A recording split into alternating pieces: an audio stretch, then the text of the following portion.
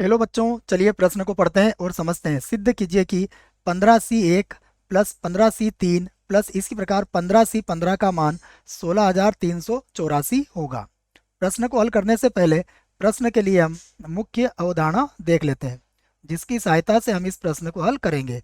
तो प्रश्न की मुख्य अवधारणा में हम प्रश्न से संबंधित एक द्विपद प्रमेय का सूत्र लिखेंगे, या उसे द्विपद प्रसार भी हम कह सकते हैं। देखो, तो द्विपद प्रमेय या फिर प्रसार, द्विपद प्रमेय का जो सूत्र होता है वह होता है 1 + x⁻n बराबर होता है nc0, उसके बाद nc1 गुणा x हो जाएगा, nc2 गुणा में x⁻2 हो जाएगा, और प्लस जब हम इसी प्रकार इसको गुणा करेंगे और जोड़ेंगे, गुणा नहीं सॉरी जोड़ेंगे ना बच्चों, तो यहाँ पर सारे पदों को हम जोड़ेंगे तो इसका जो अंतिम पद आएगा वो होगा ncn, और x की घातांक होता है n। तो ये द्विपद प्रमेय आपको याद रखना है। चलिए इसी की सहायता से हम इस प्रश्न को भी हल करेंगे। तो देखिए, सबसे पहले जब प्रश्न को हम हल करेंगे तो हम लिखेंगे, हम जानते हैं, देखो हम जानते हैं किसे, द्विपद प्रमेय को। तो द्विपद प्रमेय को हम लिख लेंगे यहाँ पर। ये होगा 1 + x⁻n बराबर होता है nc0, उसके बाद nc1 गुणा 1, उसके बाद nc2 गुणा x होगा बच्चों, है ना। यहाँ पर फिर x⁻2 हो जाएगा। इसी प्रकार देखो, अब आप समझ गए कि ये क्या होगा, इसका अंतिम पद होगा ncn, और x की घात हो जाएगा n। इसे चाहे तो हम समीकरण 1 बना सकते हैं। अब हम क्या करेंगे, इसमें सबसे पहले x बराबर 1 रख लेंगे। तो देखो, x बराबर 1 पर या रखने पर भी आप यहाँ पर लिख सकते हो। तो जैसे आप 1 रखोगे, ये 1 और 1 कितना हो जाएगा, 2। तो मैं इसको लिख लेता हूँ। देखो ये क्या बन जाएगा, ये बन जाएगा 2 की घात n, उसके बाद nc0। देखो अब जहाँ जहाँ एक से वहाँ तो 1 हो जाएगा, तो ये हो जाएगा nc1 nc2, और इसी प्रकार ये हो जाएगा ncn। इसे बना लेंगे हम समीकरण 2। अब हमें क्या लाना है, देखो 1 3 5, तो इसका मतलब ये हुआ कि अब हमें x बराबर -1 भी इसमें रखना पड़ेगा। तो मैं यही लिखूंगा यहाँ पर। अब समीकरण 1 में x बराबर -1 रख लेंगे। तो हम लिखेंगे समीकरण 1 में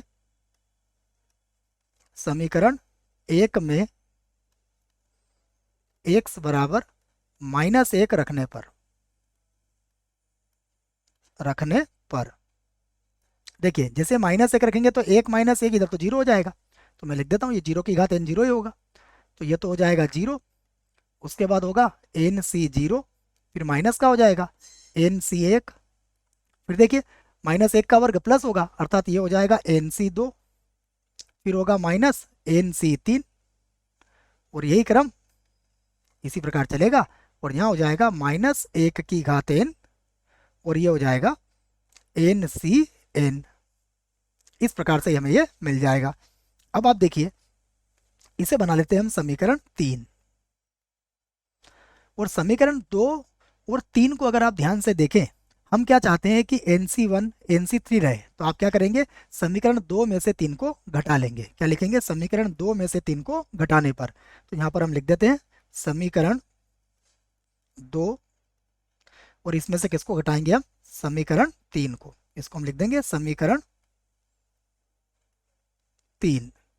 तो 2 में से हम 3 को घटाएंगे। देखो, तो समीकरण 2 में क्या था, 2 की घात n -0 हो जाएगा, बराबर। अब जब घटाएंगे तो देखो किसके चिन्ह बदलेंगे, ये nc0 का चिन्ह बदलेगा, ये माइनस का हो जाएगा, ये प्लस का हो जाएगा, ये इस प्रकार इसके चिन्ह बदलेंगे।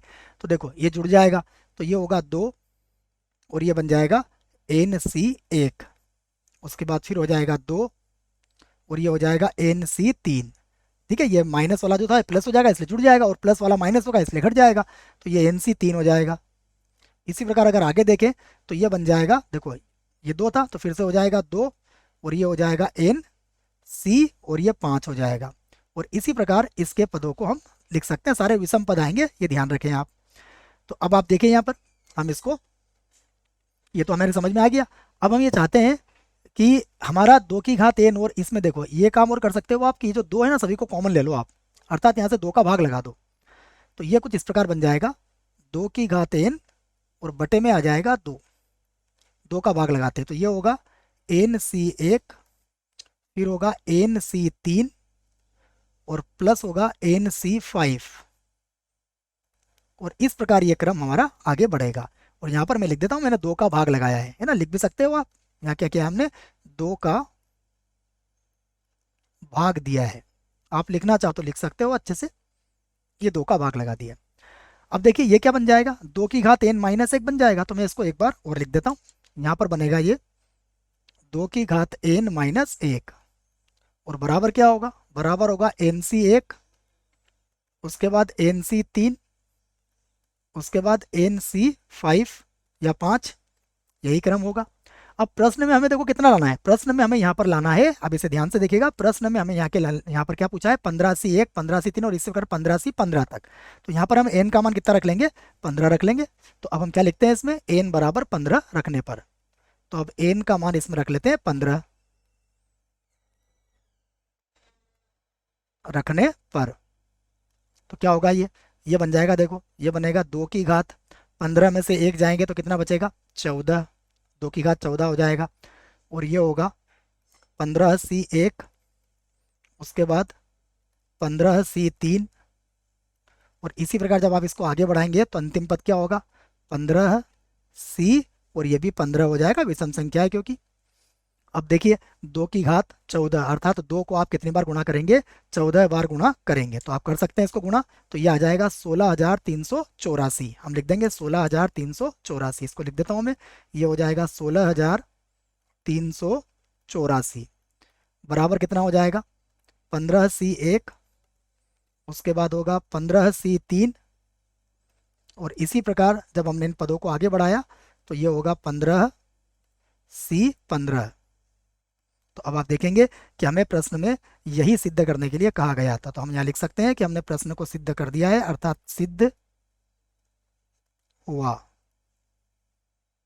आशा करता हूँ बच्चों आपको इस प्रश्न का उत्तर समझ में आया होगा। धन्यवाद।